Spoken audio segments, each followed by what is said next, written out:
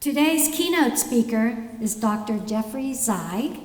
He is one of the great luminaries in psychology today. He is the author, co-author, or editor of more than 20 books. He travels internationally to teach and lecture. In fact, he has delivered psychotherapy workshops in more than 40 countries around the world. Dr. Zeig is the architect of the evolution of psychotherapy, widely regarded as the world's largest and most important conference series devoted to psychotherapy. He also organizes the Brief Therapy Conferences, the Couples Conferences, and the International Congresses on Ericksonian approaches to hypnosis and psychotherapy. The founder and director of the Milton H. Erickson Foundation, Dr. Zeig maintains a private practice in Phoenix, Arizona. It's my pleasure to present Dr. Jeffrey Zeig.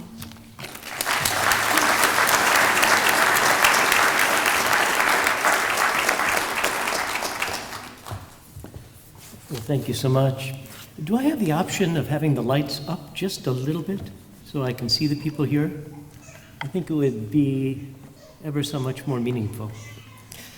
So, of course, I'd like to make some acknowledgments, and Dr. Hecht for his instrumental work in making this all possible and for coming up with the excellent concept of active learning, and to Dr. Ryan and Dr. Stanton for all of the work that they've been doing, and especially to my dear friend Dr. Grimes for initiating my speaking at California Southern.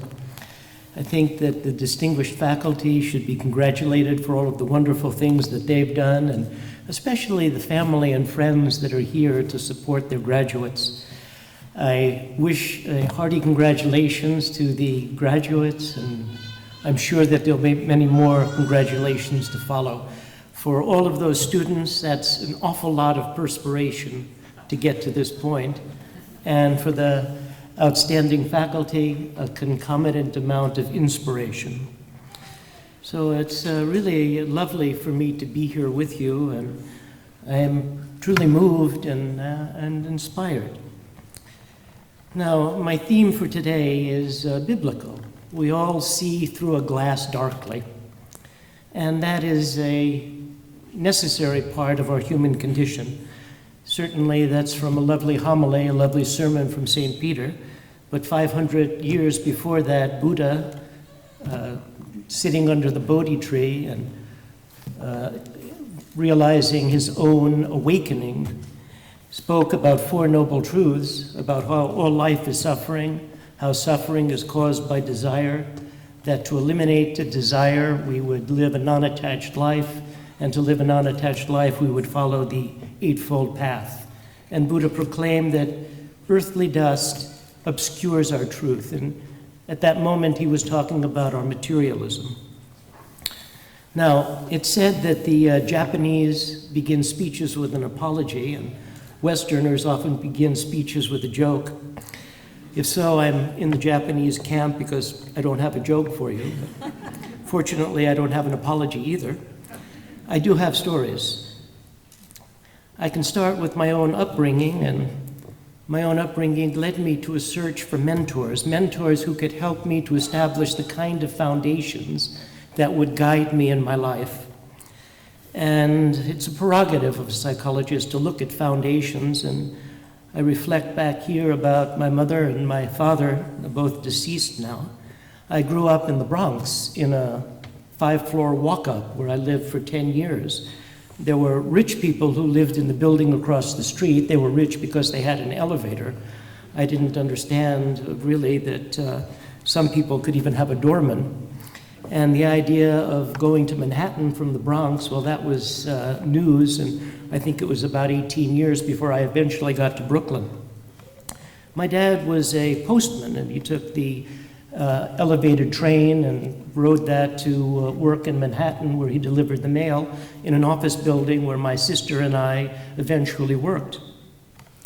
And he was a very simple man and served as a very good foundation. I grew up in a family where there was no significant trauma.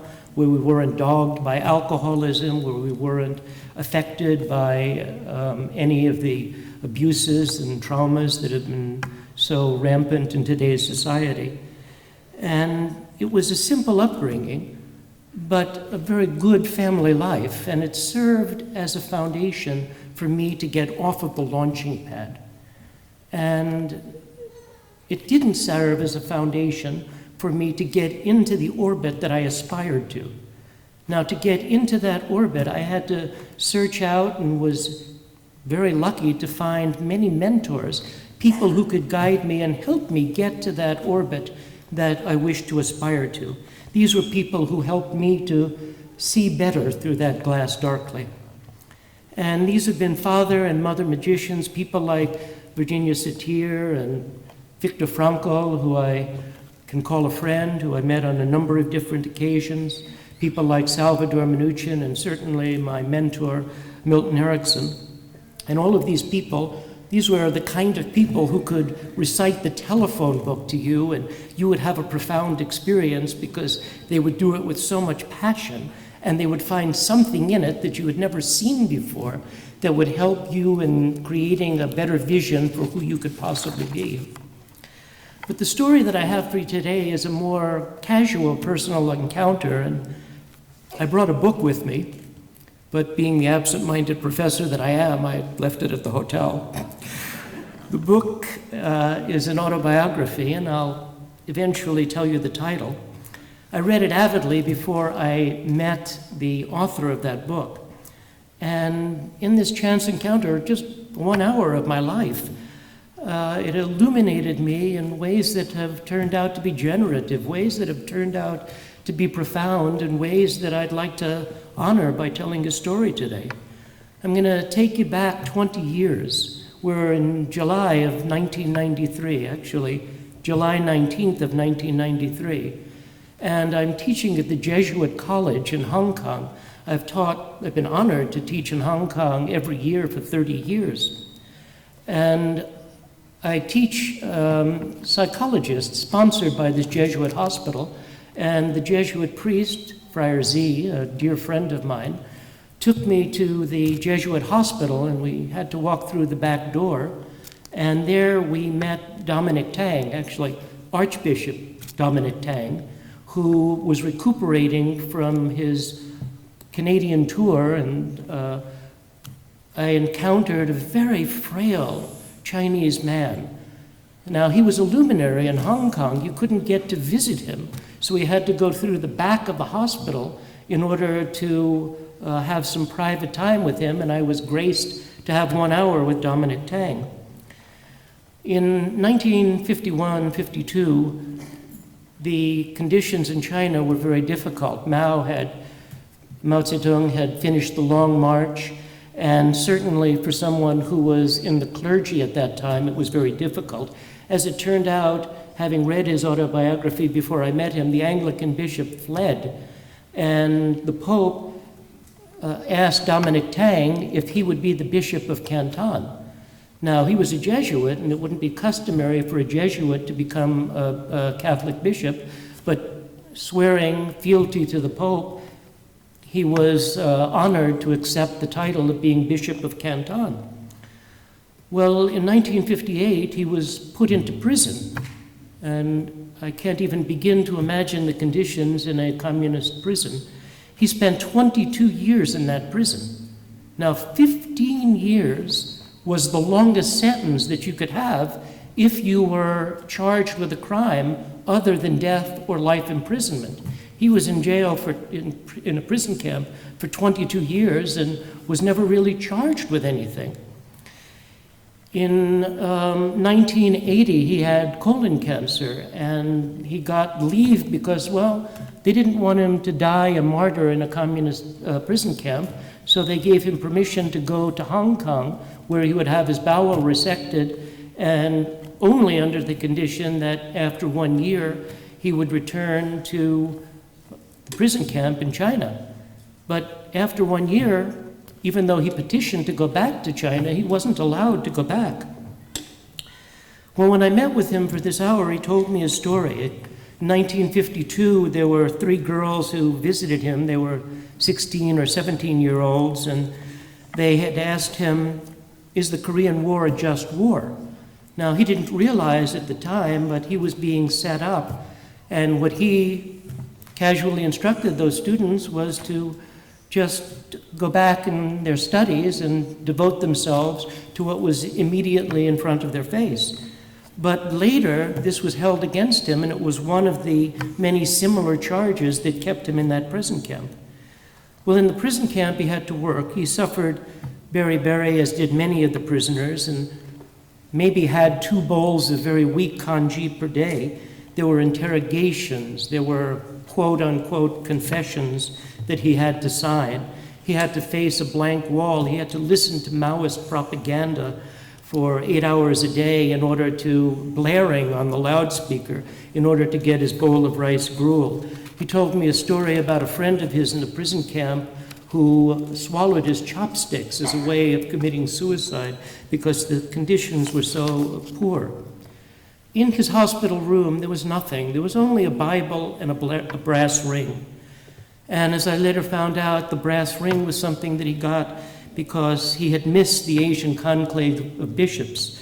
But when he was sent out of Hong Kong, then when he was sent to Hong Kong, then the Pope called for him to Rome and gave him this little brass ring, which was one of the only objects that he had in the hospital room.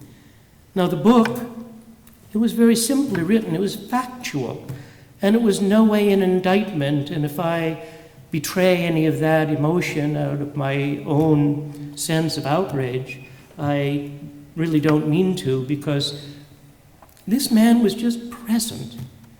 And there I was, and he was interested in me, and he was interested in telling me his story. And I was so moved that I said, "Father, I'm Jewish. I'm 45 years old. I've never asked anything like this before, but could you please give me your personal blessing?"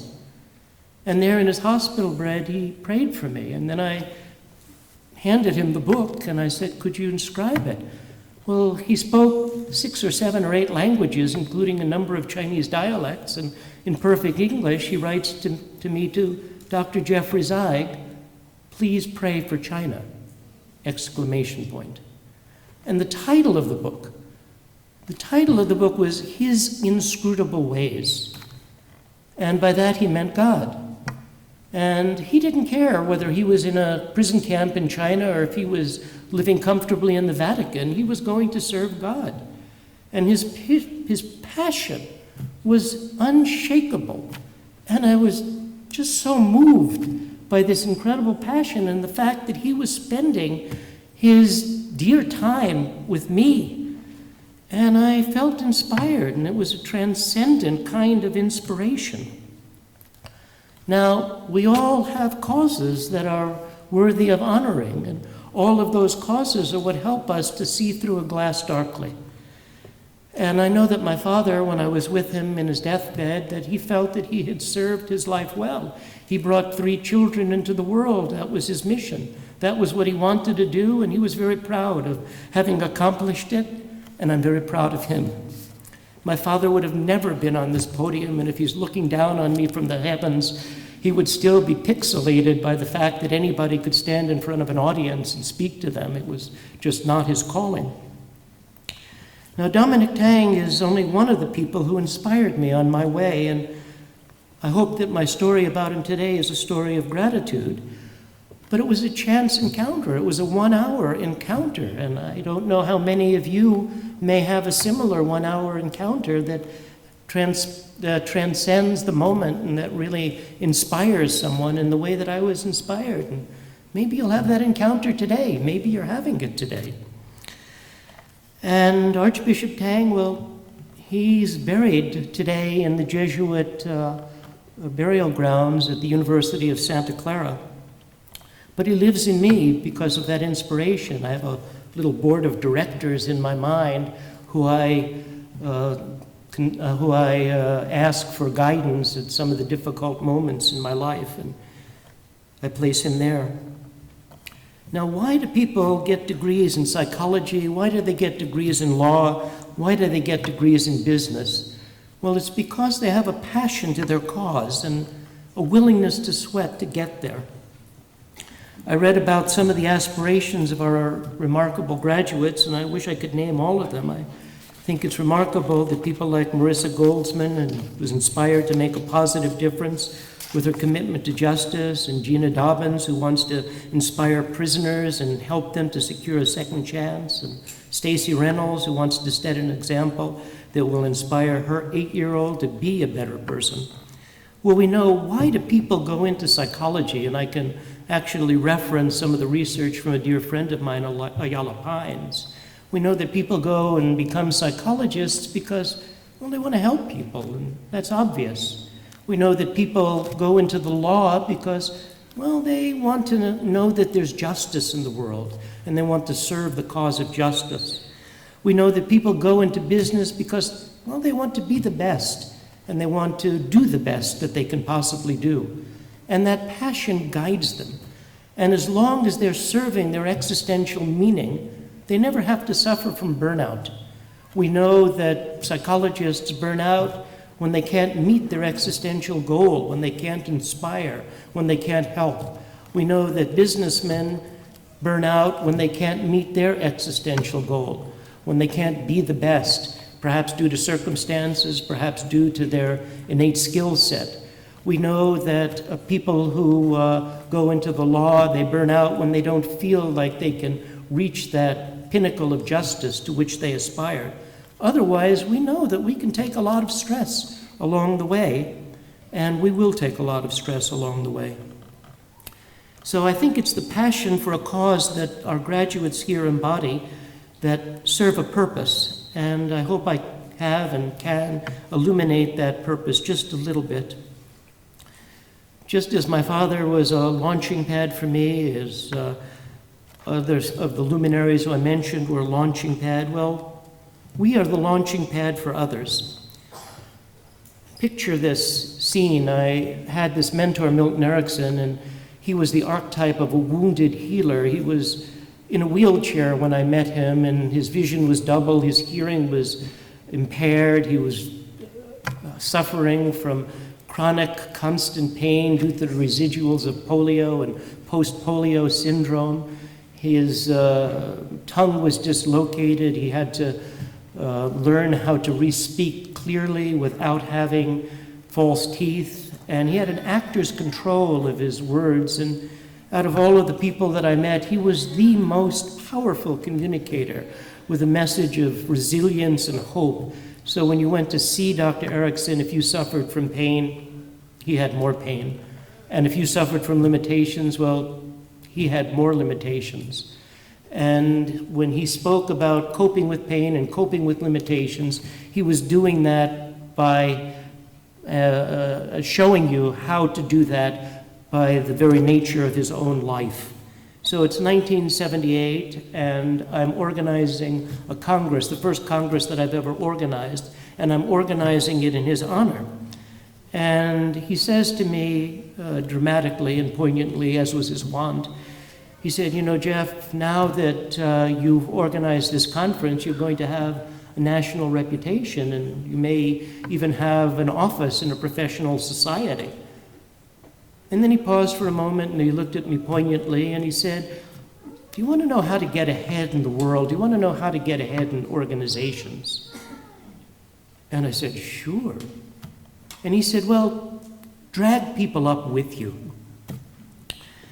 And so our destiny is determined not so much by how much we perspire, it's really determined how much we inspire.